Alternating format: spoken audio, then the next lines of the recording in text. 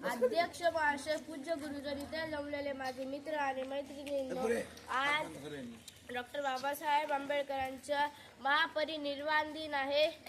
त्यांच्याबद्दल मी 2 शब्द सांगणार आहे, ते तुम्ही शांत चित्ताने ऐकावे अशी माझी नम्र विनंती.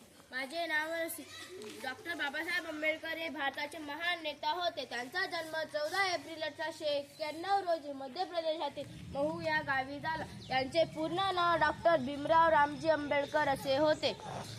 डॉक्टर बाबासाहेब आंबेडकर हे भारतीय संविधानाचे शिल्पकार आहे.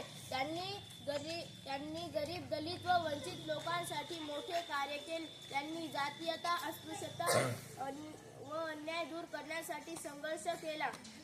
डॉक्टर बाबासाहेब आंबेडकरांनी समाजाला शिका, संघटित व्हा आणि संघर्ष करा असा संदेश दिला. ते सर्वांना समान हक्क मिळावेत म्हणून नेहमी प्रयत्नशील राहिले. डॉक्टर बाबासाहेब आंबेडकरांचे 6 डिसेंबर 1956 रोजी महापरिनिर्वाण झाले. आपण सर्वांनी शिक्षण, समानता व न्यायाचे महत्त्व समजून घेतले पाहिजे. जय हिंद, जय महाराष्ट्र.